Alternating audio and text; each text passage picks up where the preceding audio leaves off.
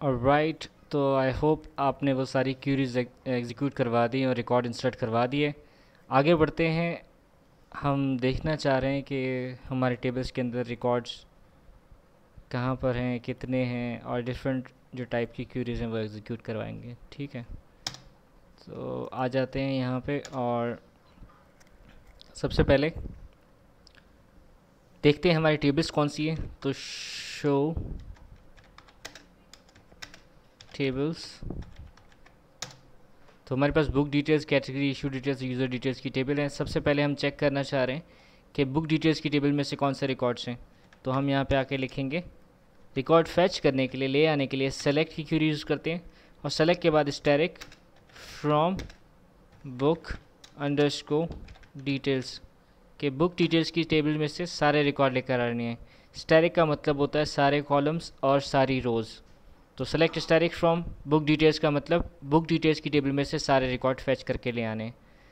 आप Curie inter कर दें तो ये आपको दिखा देगा, सारे रिकॉर्ड्स लेकर आ जाएगा। ठीक है, 101, 102, 103, 104, 105 ये सारे रिकॉर्ड्स आ रहे हैं। मैं इसको थोड़ा सा एडजस्ट कर लेता हूँ, फ़ॉन्ट साइज़ कम कर देता हूँ। ओके 28, सेव, तो आपको अच्छा सा लुक नज़र आ जाएगा। ठीक है, तो बुक डिटेल्स की टेबल में से सारे रिकॉर्ड्स आ गए। अगर मुझे सारे रिकॉर्ड्स नहीं चाहिए, स्पेसिफिक रिकॉर्ड चाहिए, तो हम सेपरेट कॉलम वाइज भी फैच कर सकते हैं। मसलन मैं यहाँ पे आके लिखूँ सेलेक्ट, मुझे क्या चाहिए, बुक आईडी का कॉलम चाहिए और बुक नेम का कॉलम चाहिए और कॉमा ऑथर का नाम चाहिए। तो मैं यहाँ पे सिर्फ 3 कॉलम्स चाहिए, 5वां कॉलम्स नहीं चाहिए। तो मैं स्पेसिफिकली उन कॉलम्स को मेंशन करूँगा, कौन कौन से कॉलम है, book ID, book name, author mention कर दिए। उसके बाद लिखेंगे फ्रॉम वही बुक अंडरस्कोर डिटेल्स के बुक डिटेल्स की टेबल में से बुक आईडी, बुक नेम और ऑथर के सारे रिकॉर्ड्स लेकर आओ।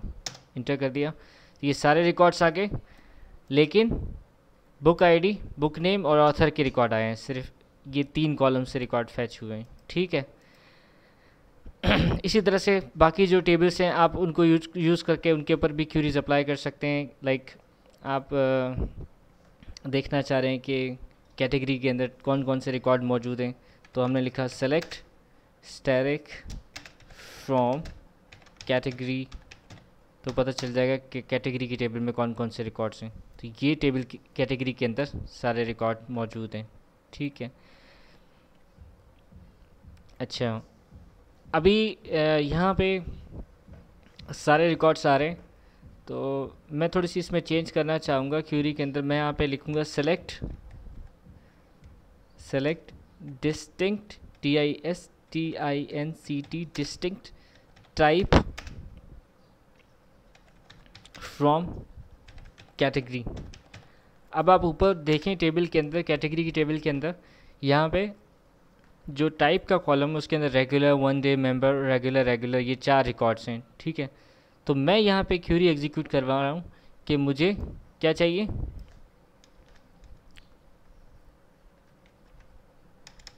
एक सेकेंड, मैं ये खाली क्यूरी एग्जीक्यूट करवाता हूँ। Select type from category, select type from category का मतलब कैटेगरी की टेबल में से सारे रिकॉर्ड लेकर आ जाओ जिसके अंदर जो कॉलम का नेम है वो टाइप है। तो टाइप वाले कॉलम के सारे रिकॉर्ड्स आ गए। अब मैं यहाँ पे क्यूरी एग्जीक्यूट करवाता हूँ कि select distinct, DISTIN distinct type from, ये टाइप जो है वो कॉलम का नाम है, तो मैं जो कॉलम के नाम है उनको स्मॉल में कर देता हूँ। फ्रॉम वेयर, कैटेगरी की टेबल में से। ठीक है, कैटेगरी की टेबल में से टाइप का जो कॉलम है उसके रिकॉर्ड सारे लेकर आने, लेकिन कौन से, डिस्टिंक्ट, मतलब रिपीट ना हो रहे हों, जो कि यूनिक हों। जैसे यहाँ पे रेगुलर एक बार, यहाँ पे 3 बार आ रहा है तो यहाँ पे एक बार आ रहा है। वन डे मेंबर है ही एक बार, तो वो एक बार ही आएगा। ठीक है, तो ये डिस्टिंक्ट रिकॉर्ड आ रहे हैं, कॉपी नहीं है, यूनिक है। ठीक है, तो ये डिस्टिंक्ट की क्यूरी है। आगे बढ़ते हैं और क्यूरी एग्जीक्यूट करवाते हैं। सपोज़ जो हमने क्यूरी एग्जीक्यूट करवाई थी बुक डिटेल्स वाली, तो बुक डिटेल्स की टेबल में सारे रिकॉर्ड्स आ रहे हैं। अब हम यहाँ पे वेयर की क्लॉज के साथ रिकॉर्ड्स फैच करवाएंगे। तो यहाँ पे आके मैं क्यूरी लिखता हूँ सेलेक्ट, यही सेम क्यूरी लिखनी है आपने, select static from book details. आगे कंडीशन चेंज कर देता हूँ। अब मुझे सारे रिकॉर्ड्स नहीं चाहिए, मैं यहाँ पे कंडीशन डिफाइन करता हूँ। कंडीशन क्या है, select static from book underscore details, book details की टेबल में से सारे रिकॉर्ड लेकर आ जाओ। फिर मैं कह रहा हूँ वेयर, वो रिकॉर्ड लेकर आ जाओ जिसके अंदर क्या होना चाहिए, कंडीशन ये फुलफिल होने चाहिए। कंडीशन क्या है, book name equals to Linux, कि जिसमें वो रिकॉर्ड लेकर आ जाओ जिसमें बुक का नाम लिनक्स है। तो अब पता नहीं किस में है, सपोज ये 104 के अंदर है, ये 410 इसमें लिनक्स है बुक का नाम, तो सिर्फ वो एक रिकॉर्ड फैच करके लेकर आएगा जो 104 है। ठीक है, तो ये हम वेयर की क्लॉज यूज़ कर रहे हैं जिसको यूज़ करते हुए हम रिकॉर्ड फैच करके ला रहे हैं। इसी तरह से एक और क्लॉज यूज़ करते हैं, वेयर की क्यूरी यूज़ करते हैं। यहाँ पे आए select static from book details where book ID more than 102, वो रिकॉर्ड लेकर आ जाओ जिसमें बुक आईडी 102 से ज़्यादा हो। तो इंटर करके देखते हैं, तो 102 से ज़्यादा क्या है, 103 है, 104, 105 है, हमारे 105 तक रिकॉर्ड इंसर्टेड है। तो हम यहाँ पे कंडीशन ये कह रहे हैं वो सारे रिकॉर्ड लेकर आ जाओ जिसके अंदर बुक आईडी जो है, ये बुक आईडी है आपकी, ये बुक आईडी, ये पर्टिकुलर बुक आईडी है, बुक आईडी जो है वो 102 से ज़्यादा होना चाहिए या बड़ा होना चाहिए।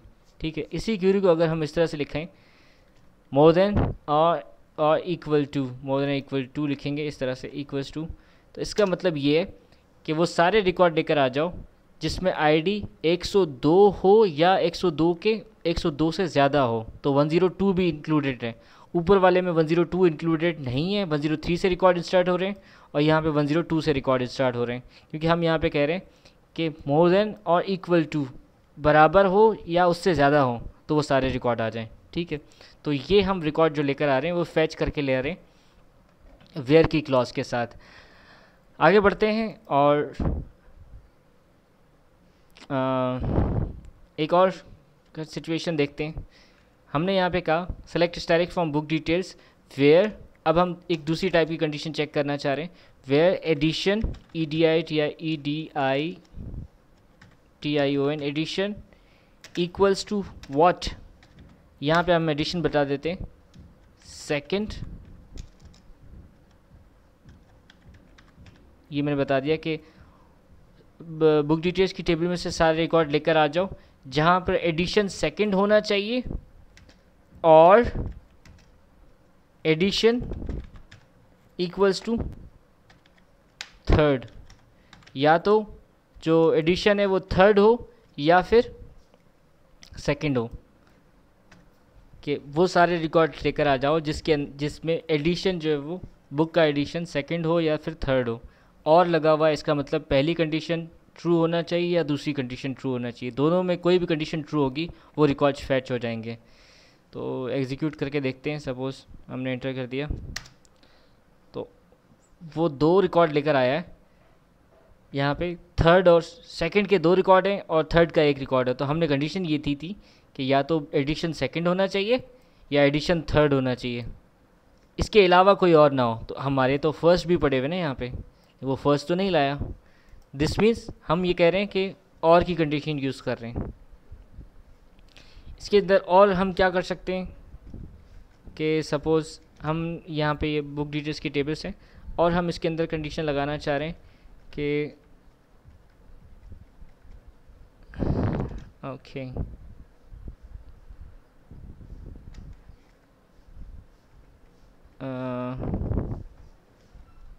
क्यूरीज मैं ऊपर से थोड़ा सा कॉपी कर लेता हूँ ये वाला हिस्सा।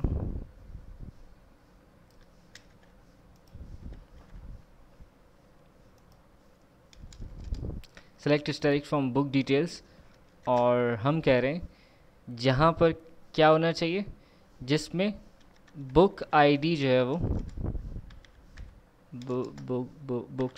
Book underscore ID, book ID क्या होनी चाहिए, मोर देन 103, 102 या 103 कर दिया सपोज, बुक आईडी 103 से ज़्यादा होनी चाहिए एंड, और दूसरी कंडीशन क्या है, दूसरी ये कि एडिशन उसका जो है वो फर्स्ट होना चाहिए, उस एडिशन उसका थर्ड होना चाहिए। Suppose EDION edition equals to THIRD statement terminator. हम यहाँ पे कह रहे हैं कि बुक डिटेल्स की टेबल में से सारे रिकॉर्ड्स लेकर आ जाओ जिसमें बुक आईडी जो है वो 103 से ज़्यादा होना चाहिए और एडिशन थर्ड होना चाहिए। इसका मतलब बुक आईडी और एडिशन वाली कंडीशन दोनों ट्रू होना चाहिए, दोनों कंडीशन ट्रू होंगी तो रिकॉर्ड आएंगे। हमने एंटर कर दिया तो एक सेकेंड,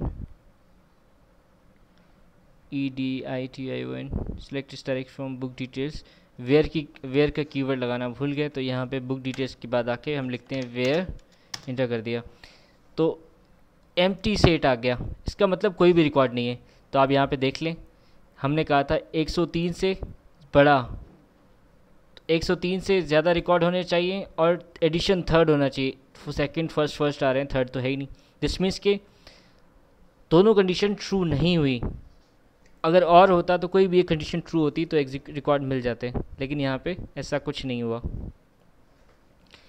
ठीक है, तो ये था हमारा रिकॉर्ड फैच करके लेकर आना और एंड के थ्रू। आगे बढ़ते हैं और दूसरी क्यूरीज देखते हैं। सपोज़ यहाँ पे आ गए, हम शो टेबल्स की कमांड एग्जीक्यूट करवाते हैं, स्टेटमेंट टर्मिनेटर, सारे टेबल्स आ गए। अब देखना चाह रहे हैं कि बुक डिटेल्स का स्ट्रक्चर कैसा है, तो हम यहाँ पे आए, बुक अंडरस्कोर डिटेल्स लिखा, statement terminator, book ID, book name, author, edition, description. Oops, एक कॉलम लिखना भूल गए। सपोज़ एक कॉलम हम भूल गए लिखना इस टेबल के अंदर, अब हम बाद में कैसे ऐड करवाएं? हमने टेबल तो क्रिएट कर ली, तो बाद में ऐड कैसे करवाएंगे वो हम देखते हैं। सपोज़ मैं एक कॉलम ऐड करवाना चाह रहा हूँ पब्लिशर के नाम का, वो मैं यहाँ पे ऐड करना चाह रहा हूँ। कैसे ऐड करेंगे? तो टेबल के अंदर ऐड करने के लिए हम अल्टर करेंगे टेबल को, तो लिखेंगे अल्टर टेबल और टेबल का नाम आ जाएगा। टेबल का नाम है book underscore details, book alter table book details के बुक डिटेल्स की टेबल को अल्टर करना है। क्या करना है? ऐड करना है। क्या करना है? क्या ऐड करना है? एक कॉलम ऐड करना है, उसका नाम है पब्लिशर अंडरस्कोर नेम और उसकी डेटा टाइप क्या है? कैरेक्टर 25 मैंने दे दिया, स्टेटमेंट टर्मिनेटर, और आगे लिख देते हैं नल। इसका मतलब खाली रिकॉर्ड इंसर्ट कर सकते हैं इसके अंदर। कि एक और कॉलम ऐड करता है जिसका नाम पब्लिशर नेम है और उसकी डेटा टाइप जो है वो कैरेक्टर है, 25 कैरेक्टर उसके अंदर स्टोर कर सकते हैं। हमने एंटर कर दिया तो एक नया कॉलम ऐड हो गया। उसके अंदर देखते हैं वही डिस्क्राइब की कमांड हमने लिखी, यहाँ पे आके कमांड लिखते हैं तो आप देखें यहाँ पे पब्लिशर नेम का कॉलम आ गया यहाँ पे एक्स्ट्रा। सही है। और अगर हम रिकॉर्ड देखना चाहें तो रिकॉर्ड भी देख सकते हैं। Okay, select static from book underscore details statement terminator. तो आप देखें ये आखिरी कॉलम जो है वो पब्लिशर नेम का आया है, यहाँ पे शो हो रहा है, जिसके अंदर नल डेटा टाइप आ रही है। थोड़ी मेरी टेबल बाहर निकल गई है इसलिए ऐसा डिस्प्ले हो रहा है। अगर मैं फॉन्ट साइज़ कम कर दूँगा तो आपको नज़र आ जाएगा, लेकिन फॉन्ट साइज़ कम नहीं कर रहा, जाने दो। पब्लिशर नेम का कॉलम ऐड हो गया, ठीक है, उसके अंदर नल डेटा आ रहा है। आगे बढ़ते हैं। सपोज़ मुझे जो मेरी टेबल है इसको मुझे क्या करना है? रीनेम करना है। तो रीनेम करने के लिए हम क्या करेंगे वो देखते हैं। ऑलराइट, तो रीनेम करने के लिए क्यूरी लिखेंगे अल्टर टेबल और टेबल का नाम दे देंगे बुक अंडरस्कोर डिटेल्स और यहाँ पे लिखेंगे रीनेम और नया नाम क्या रखना है? नया नाम रख देता हूँ मैं book underscore table. Book detail से बुक टेबल नाम रखना चाह रहे हैं, ठीक है। सपोज़ हमें पता नहीं था, गलती हो गई, हमने बुक टेबल नाम रखना था और हमने बुक डिटेल्स रख दिया था, इसलिए अब हम चेंज करना चाह रहे हैं। एंटर कर दिया। अब हम डिस्क्राइब की कमांड यूज़ करते हुए देखना चाह रहे हैं कि बुक डिटेल्स का स्ट्रक्चर कैसा है, लेकिन बुक डिटेल्स तो है ही नहीं। तो अब हमने रीनेम कर दिया है। अब हम शो टेबल्स की कमांड एग्जीक्यूट करवा के देखते हैं, तो यहाँ पे बुक डिटेल्स के बजाय बुक टेबल लिखा हुआ आ रहा है। हमारी जो टेबल है उसका नाम सक्सेसफुली चेंज हो गया है। ठीक है,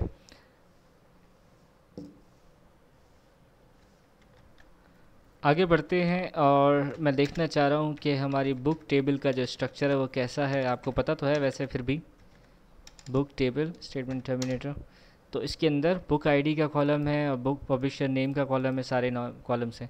तो मैं चाह रहा हूँ ये जो बुक आईडी का कॉलम है इसके ऊपर मैं प्राइमरी की लगाऊँ। ठीक है, टेबल तो हमने क्रिएट कर ली, अब प्राइमरी की कैसे लगानी है वो देखते हैं। तो प्राइमरी की लगाने के लिए अल्टर की कमांड यूज़ करेंगे, अल्टर टेबल, और टेबल का नाम आ जाएगा book underscore D table, book table. और क्या करना है, हम ऐड नहीं कर रहे, हम एग्जिस्टिंग कॉलम है उसके अंदर प्राइमरी की लगाना चाह रहे हैं। तो हम क्या कर रहे हैं, बेसिकली मॉडिफाई कर रहे हैं। तो हम यहाँ पे आके लिखेंगे modify alter table book table modify. क्या किसको मॉडिफाई करना है, कॉलम का नाम बताएंगे, कॉलम का नाम है बुक आईडी और उसकी डेटा टाइप बताएंगे इंटीजर 3। सपोज इसकी डेटा टाइप 3 थी, मुझे 3 के बजाय मुझे लगा ये गलती से 3 लिख दिया, मैंने 5 लिखना था, मैंने यहाँ 5 लिख दिया। और इसके ऊपर प्राइमरी की लगाना है, तो मैं यहाँ पे आके लिखूँगा प्राइमरी की। एक तो मैंने उसकी डेटा टाइप जो है वो इंटीजर साइज़ जो है बढ़ा दी, इंटीजर 5 कर दी, और दूसरा उसके ऊपर प्राइमरी की लगा दी। तो हमने कॉलम को बेसिकली मॉडिफाई किया है। स्टेटमेंट टर्मिनेट लगाएंगे एंड में और इंटर कर देंगे। सही है, क्वेरी एग्जीक्यूट होगी, वापस से डिस्क्राइब की कमांड एग्जीक्यूट करवाएंगे और देखेंगे। तो आप देखें इंटीजर 5 हो गया और यहाँ पे प्राइमरी की भी लग गई। ठीक है, तो इस तरह से हम किसी भी जो टेबल है उसके स्ट्रक्चर को चेंज कर सकते हैं। ठीक है, तो आगे बढ़ते हैं। सपोज़ ये मेरे पास पब्लिशर नेम का कॉलम है, ये मैं इसको उड़ा देता हूँ। तो उड़ाने के लिए, डिलीट करने के लिए क्या करेंगे, अल्टर टेबल, और टेबल का नाम आ जाएगा book underscore table. Book table को अल्टर करना है। क्या करना है, ना नया कुछ ऐड करना है ना मॉडिफाई करना है, हमें उड़ाना है। तो उड़ाने के लिए हमने ड्रॉप की कमांड यूज़ करनी है। क्या ड्रॉप करना है, पब्लिशर नेम का कॉलम। तो यहाँ पे आके लिख देंगे कॉलम का नाम और एंटर कर देंगे। क्वेरी एग्जीक्यूट होगी, वही डिस्क्राइब की कमांड यूज़ करते चेक करते हैं कि उड़ गया नहीं उड़ गया। आप देखें डिस्क्रिप्शन के बाद पब्लिशर नेम का कॉलम था, उड़ गया। ऊपर देख लें, यह पब्लिशर नेम का कॉलम पड़ा हुआ है और यहाँ से गायब हो गया, डिलीट हो गया मतलब। अब सपोज़ ये प्राइमरी की लगी हुई है, मुझे प्राइमरी की हटानी है, तो सेम ये जो अल्टर की कमांड है यूज़ करेंगे और लिखेंगे alter table book table drop publisher name के बजाय अब लिख देंगे हम प्राइमरी की के प्राइमरी की के उड़ा दो। अब यहाँ पे प्राइमरी की जो है वो टेबल के अंदर एक ही कॉलम के ऊपर लगती है, तो हमें बताने की ज़रूरत नहीं है कौन सा कॉलम है ये वो, हम डायरेक्ट सिंपली लिख देंगे ड्रॉप और प्राइमरी की इंटर कर देंगे। तो उसने प्राइमरी की उड़ा दी। हम डिस्क्राइब की कमांड यूज़ करते हुए चेक कर सकते हैं, यहाँ पे जो पहला कॉलम है इसके आगे PRI लिखा हुआ था वो नहीं लिखा हुआ आ रहा, जैसे यहाँ पहले लिखा हुआ आ रहा था। ठीक है, प्राइमरी की भी हट गई यहाँ से। ठीक है, ये तो कॉलम्स हम ड्रॉप कर रहे थे, डिलीट कर रहे थे। सपोज़ हमें डेटाबेस डिलीट करना है या टेबल डिलीट करना है तो कैसे करेंगे। तो मैं एक डेमो डेटाबेस क्रिएट कर लेता हूँ, उसको डिलीट करते हैं। ठीक है, तो पहले मैं यहाँ पे एक डेटाबेस क्रिएट करता हूँ, क्रिएट डेटाबेस, और इस डेटाबेस का नाम रख देते हैं डेमो DB। इंटर हो गया। ओके, क्रिएट की स्पेलिंग गलत है, क्रिएट डेमो DB इंटर कर दिया, डेटाबेस क्रिएट हो गया। और शो डेटाबेसेस में आके देखते हैं तो पता चल जाएगा कि हमारा डेटाबेस जो है डेमो DB आ जाएगा। ये रहा, नया डेटाबेस हमने क्रिएट किया। अब इस डेमो डेटाबेस को यूज़ करवाएंगे तो लिखेंगे यूज़ डेमो DB और डेटाबेस चेंज हो गया। अब हम इसमें एक टेबल क्रिएट करवाते हैं, डमी टेबल क्रिएट, और टेबल उसका नाम रख देते हैं सैम्पल। और उसके अंदर क्या कॉलम होना चाहिए, नेम का कॉलम होना चाहिए, उसकी कैरेक्टर डेटा टाइप होनी चाहिए और 15 होनी चाहिए डेटा टाइप, ब्रैकेट क्लोज, एक ही कॉलम है। एंटर कर दिया हमने, टेबल क्रिएट हो गई। शो टेबल्स की कमांड एग्जीक्यूट करवाई, देखा एक टेबल आ रही है, सैम्पल टेबल। सपोज़ अगर हमें इस टेबल को डिलीट करना है तो क्या करेंगे, क्यूरी कैसे लिखेंगे, तो ड्रॉप टेबल और टेबल का नाम लिख देंगे सैम्पल, इंटर कर दिया तो ये डिलीट हो गई है। अब वापस से वही शो टेबल्स की कमांड एग्जीक्यूट करवाते हैं तो पता चल जाएगा। तो ये कह रहा है एम्प्टी सेट, इसका मतलब यहाँ पे जो ये टेबल थी डिलीट हो गई है। अब डेटाबेस डिलीट करना है तो हम लिखेंगे ड्रॉप, और डेटाबेस का नाम क्या है, suppose demo db statement terminator drop database demo db गायब थे गया। ओके, देखते हैं शो डेटाबेस की कमांड यूज़ करते हुए।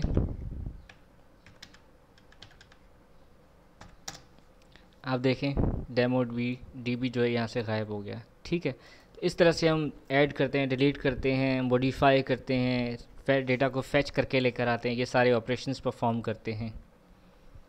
ओके, तो नेक्स्ट आगे बाद में कंटिन्यू करते हैं। तब तक के लिए अल्लाह हाफ़िज़।